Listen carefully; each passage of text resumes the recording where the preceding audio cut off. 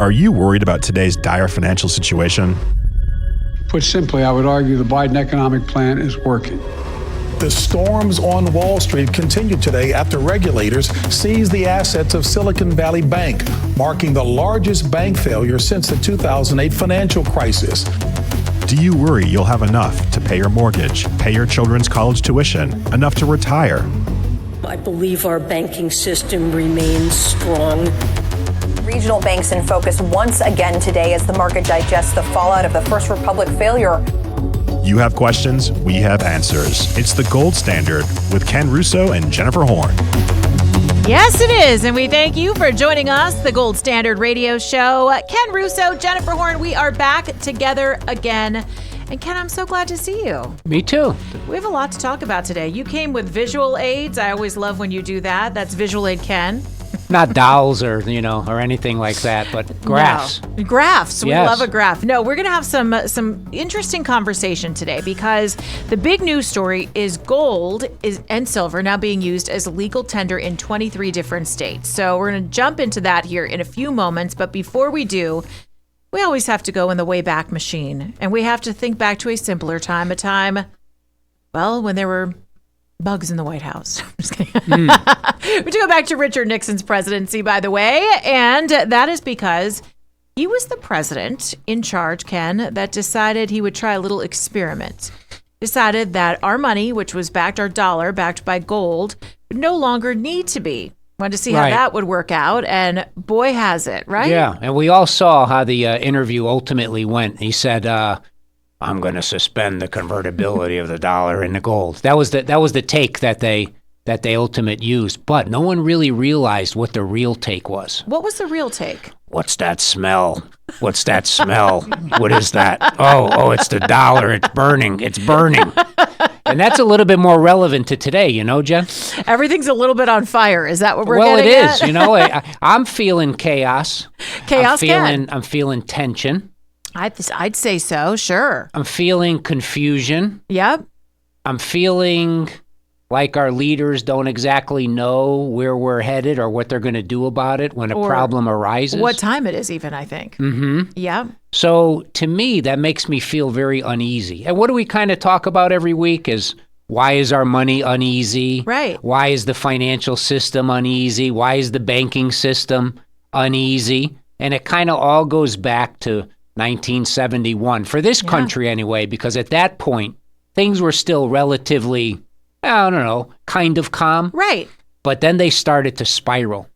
And now we're really spiraling. Where would you say we are today? Because I know we talk about this. I know we're in a huge way. We're spending, we're borrowing, we're spending again, and people are moving away in other countries from the dollar because it's weak. And so if I said, where is the spiral today, Ken, what would you say? Because I think there are a lot of people who feel it and are thinking they need something real to protect themselves. I think the spiral has already started. I really do. Mm-hmm. I think when last year we saw many banks collapse, those problems still exist. We're seeing a debt problem, and our debt is getting larger. We're seeing a deficit spending problem, and our spending is accelerating as the government does. They have a spending issue. A lot of the other countries are recognizing that our dollar isn't what it's supposed to be and our debt is toxic. Mm-hmm. So many of these other central banks of the world are replacing dollar reserves and debt reserves with actually gold. And that's why one of the reasons why gold has been going up. So to answer your question, I think the banks have already collapsed. And they're just kind of slow walking the inevitable with all these different programs and more fake money. I think the government already has a debt issue that's only going to get worse. Mm-hmm. And I think we're in the midst right now of a currency crisis where we can see the value of our money continue to lose value and purchasing power. So I think, Jen, we're in it. Yeah. And I think from this point on, the question is it going to be a slow death? Or is something going to happen that's going to cause something to really avalanche or go into some sort of a collapse? We'll have to see, but that's what we're faced with. Mm-hmm. We didn't make up the rules, and I think that's why more and more states, like you mentioned at the beginning of the show, gold as legal tender. And there's some states, actually 23 states right now, that have supported some sort of legislation or some sort of acts that have defined gold and silver more as money, as currency. Legal tender shall not be characterized as personal property for taxation or regulatory purposes. The purchase, sale, or exchange of any type or form of species shall not give rise to any tax liability. So that's a lot of confusing it's a lot of jargon. Mumbo jumbo. Yeah. What does that all mean? Break it down. Basically, what I think it means is we're starting to see the states take more responsibility regarding their own situations. We're starting to see many states are not allowed to print money, obviously, like the federal government can. So I think a lot of states are starting to be concerned about the viability of the money that exists and the trustworthiness of the money.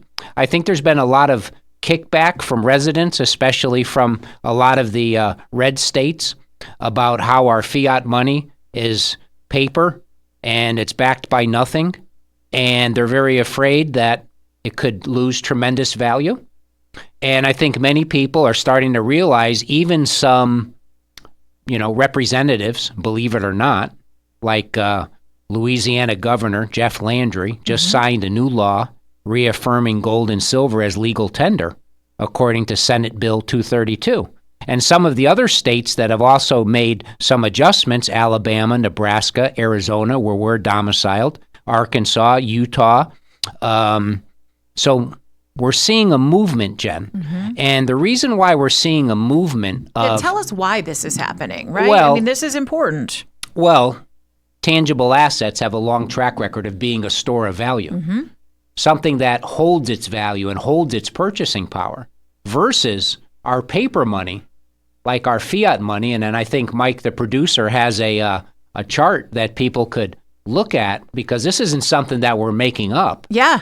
But even if you look at the purchasing power of our money, even over the last few years, it's lost significant purchasing power. I would say in the last 5 years, our money has probably lost about 30% of its purchasing power. I think many of us just feel it. You don't have to be an economist to notice that. And I know we do have this graph up there. You want to take us through it, because it's the little graph. Well, first. It goes back to 17 years. Okay, remember that was during the great financial crisis of 2008. Right. And I think the dollar's purchasing power since then, and how the St. Louis Fed looked at it, the purchasing power, it registered at a 48, and now it's registering as a 37, and it's probably even lower than that, because this chart ends in 2022. The fact of the matter is it doesn't really matter what the numbers really are. Like you said, we know. We feel it. Yes, and since that important day in 1971, where our gold dollar, which was basically convertible to gold, became a credit dollar, and then in 1974 we became a petrodollar, it's all backed by nothing. It's all backed by debt.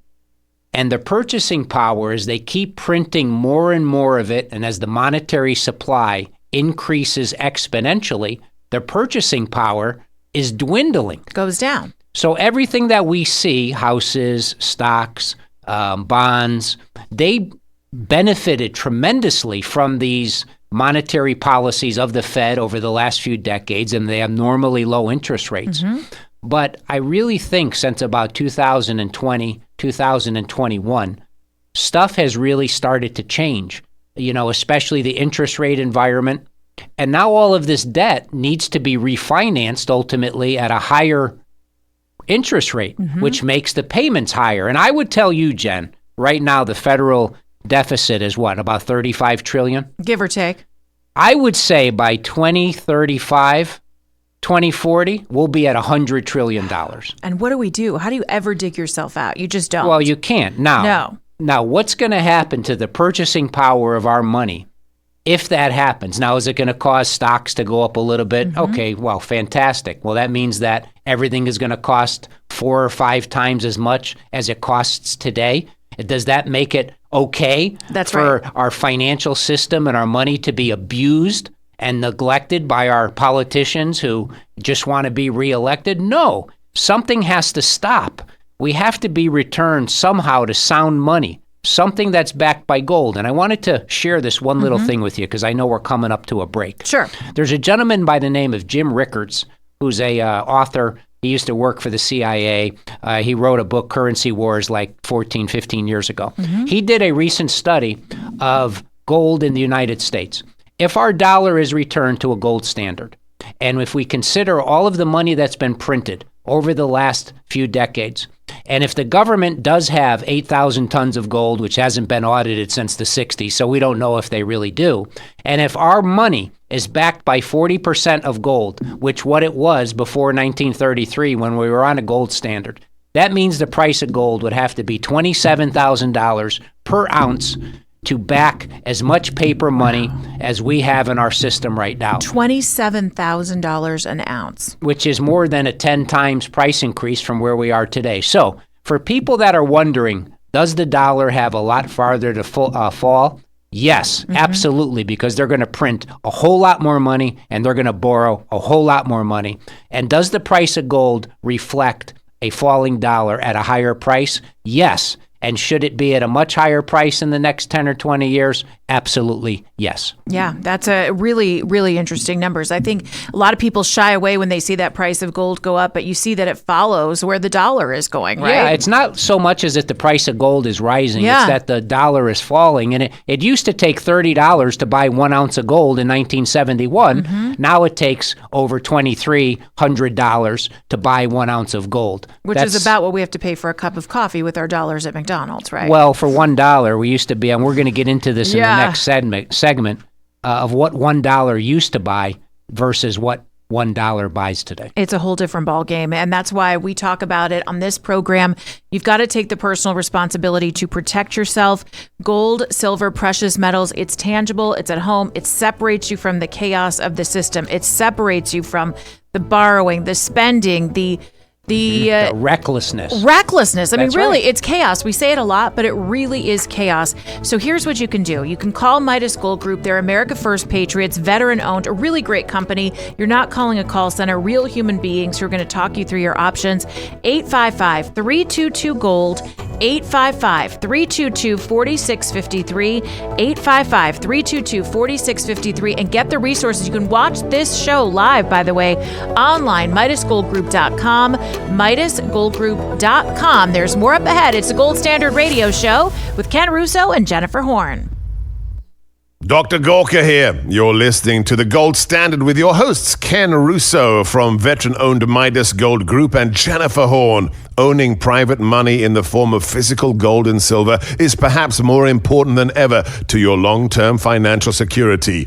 As U.S. banks fail, the Biden administration sends hundreds of billions abroad while depleting our strategic oil reserves. However, the biggest financial threat may be coming from within: central bank digital currency. The patents have been filed and the big banks have released plans for implementation. Midas Gold Group sees tyrannical implications: the end of cash, the end of financial privacy, big government able to see your every purchase.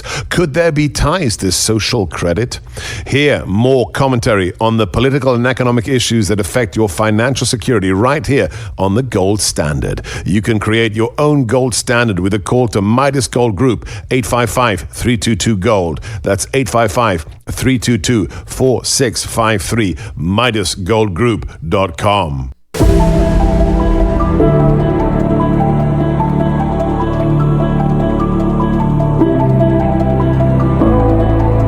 Welcome back. It is a Gold Standard Radio Show. Ken Russo and Jennifer Horn back together again, and welcome to all of you. Thanks for joining us. Sorry, Jen, I was a little distracted. You There okay seems over to be some good real estate condominium opportunities coming up in San Francisco. Yeah. It looks like they opened at $500,000 a couple years ago, but because of the street traffic and whatnot, especially in the middle of the night, Sure. they've dropped down to about $350,000. Such a deal. I'm sure. You know what? Hey, in California, you don't even need to pay for anything. Just squat. Seems to be that's what they're doing. That seems all you have to do.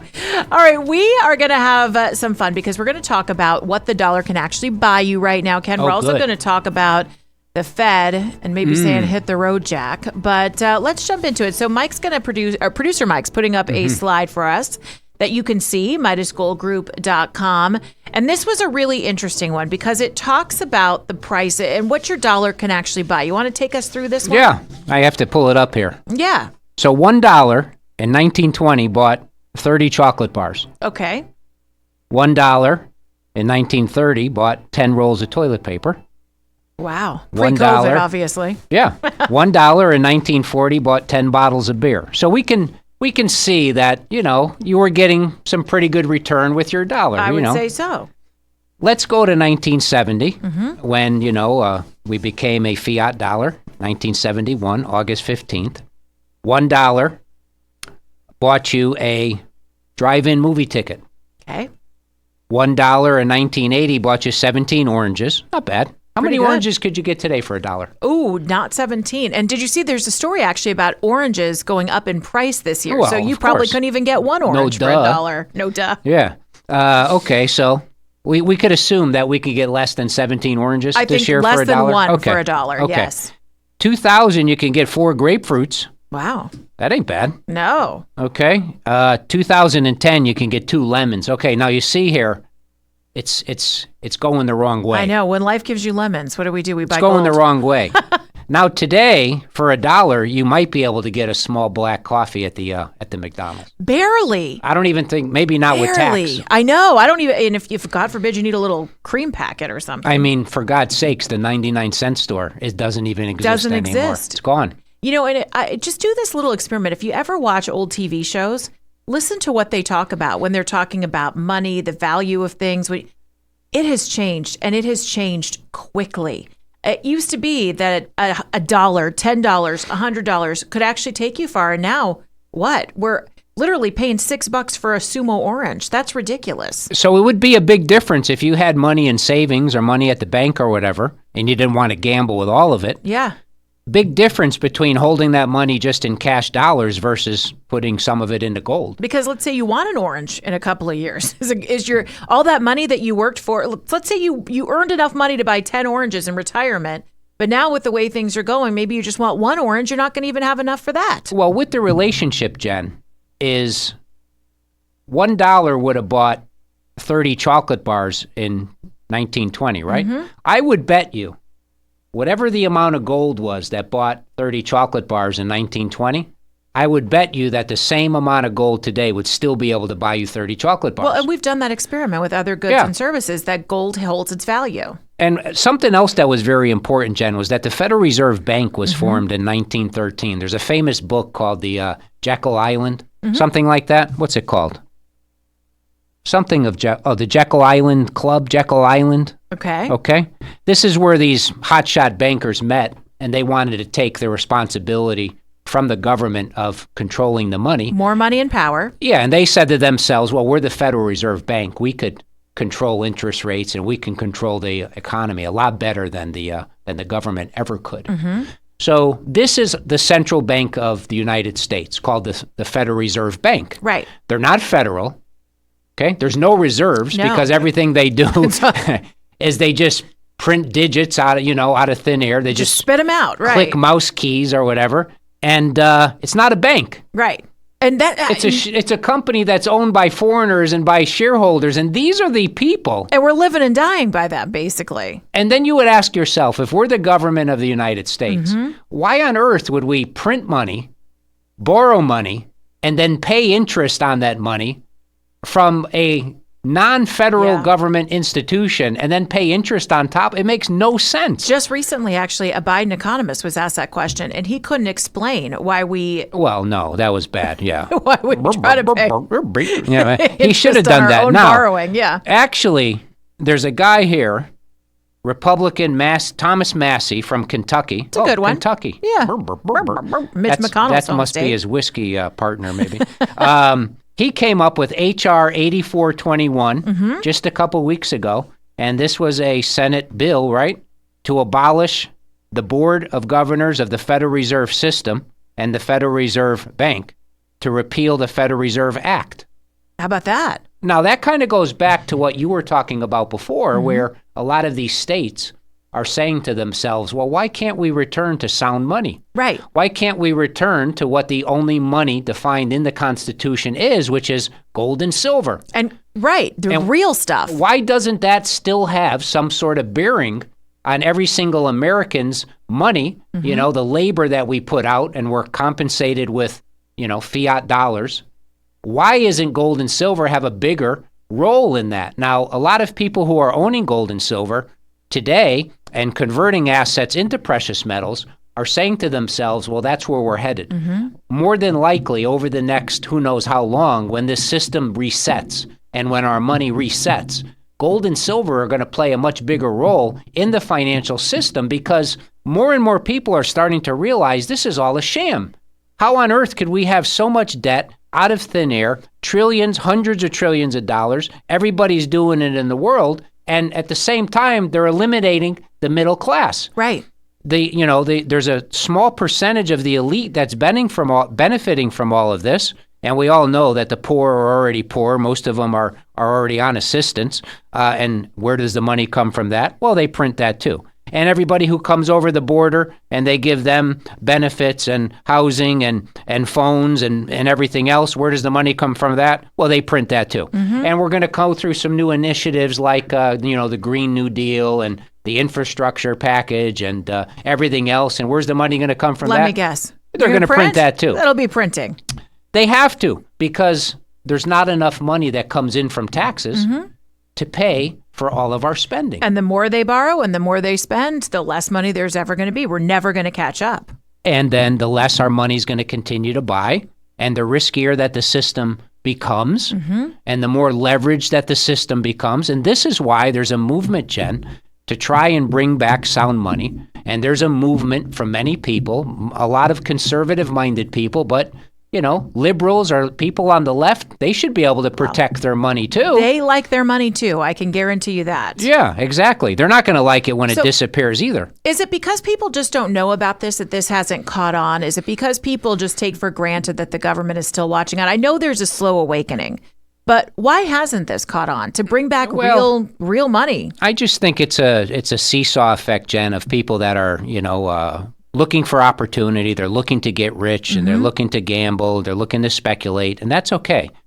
But I think today more than ever, it's important to say, well, it's better to have something and not need it rather than to need it and not have it. It's a safe haven. I think I said that correctly. You did. You want it? Yeah, I mean, it's better to... Wait, hold on. It's better to want. It's better to not need something, right. But to have it. Like gold, it's better to not need it, but to have it. But to have it on standby. Yeah, and that's the way I would urge people. I think they're just kind of comfortable in their own thinking. I mean, don't forget, we went through 30, 40 years of a tremendous stock market. We went through a tremendous housing increase. We went through a tremendous bond market. But unfortunately, a lot of that was done through... printing money and manipulation. Debt. Yeah, and debt. And the question is are we at the end of that cycle? Is this cycle, this Federal Reserve system, on fumes? Right. Is our dollar now being printed into oblivion? So we've seen this before, and I would tell you, based on history doesn't always, repeat exactly, but it rhymes. I think a famous author said that. I don't know who, but I would just tell you that every single dynasty superpower that has relied on fiat money and then has relied on debt to, finance that has failed. Yeah. And I would say that I know you're a nice guy. You want everybody to be wealthy and comfortable and happy. It means different buckets. Wealth creation, that's in one bucket. Wealth preservation, that's where gold and silver can really help you. People should think more about wealth preservation. Yep. Hold on to it. Keep yourself safe. It's gold you can hold at home. 855-322-4653 to find out how gold can help you. Maybe you need a new buyer or dealer. 855-322-4653. That spells out to be gold. You can also go see Midas Gold Group in person. What a coincidence. Isn't that crazy? All the gold dealers, they all have it all, their phone numbers all end in GOLD. You can go see Midas Gold Group in person in Phoenix, Arizona, in Thousand Oaks, California, and always at MidasGoldGroup.com. MidasGoldGroup.com. That's where you can watch this show, by the way. Yes. Ken, thanks for all the great information. We try, Jen. MidasGoldGroup.com, 855-322-4653. Thanks for joining us. It's a Gold Standard Radio Show with Ken Russo and Jennifer Horn.